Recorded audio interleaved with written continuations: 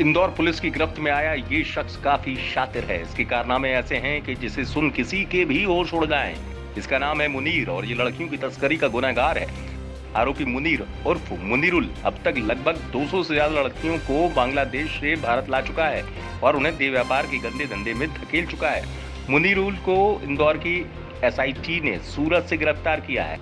हैरानी की बात यह है कि यह आरोपी अब तक तकरीबन 75 से ज्यादा लड़कियों से शादी कर चुका है। पुलिस अधिकारी इसकी शादी की संख्या का खुलासा तो नहीं कर रहे हैं, लेकिन वो मान रहे हैं कि इसने कई शादियां की हैं। पुलिस पूछताछ के बाद ही शादियों के आंकड़ों का खुलासा हो सकेगा।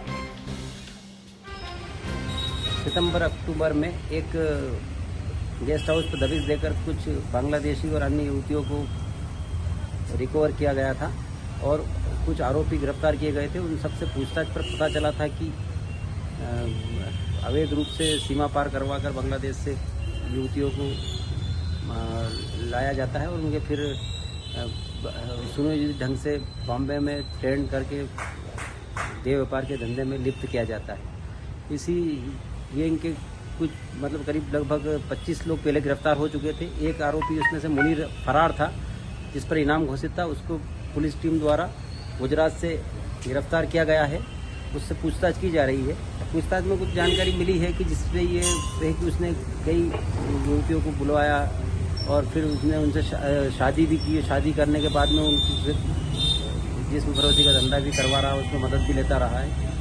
अभी और पूछताछ महिला थाना द्वारा की जा रही है। आगे की विवेचना भी वहीं से की जाएगी। पूछताछ में ये खुलासा हुआ है कि ये शख्स बांग्लादेशी लड़कियों को इंडो बांग्लादेश के बॉर्डर पर मौजूद नाले को पार कराकर देश में एंट्री कराता था और फिर बॉर्डर के छोटे गांवों में मौजूद एजेंट्स के जरिए देश के अलग अलग हिस्सों में सप्लाई करता था। दरअसल इंदौर पुलिस ने 11 महीने पहले लसूड़िया और विजयनगर इलाकों में ऑपरेशन चलाकर 21 बांग्लादेशी लड़कियों को रेस्क्यू कराया था, जिसमें 11 बांग्लादेशी युवतियां और बाकी अन्य युवतियां थी। मामले में सागर उर्फ सेंडो, आफरीन, आमरीन और अन्य लोग आरोपी बनाए गए थे, लेकिन मुनीर भाग निकला था। आरोपी बांग्लादेश के तेसौर का रहने वाला है और उसने ज्यादातर लड़कियों से शादी करने के बाद उन्हें इंडिया लाया और फिर जिस्म फरोशी के धंधे में धकेल दिया।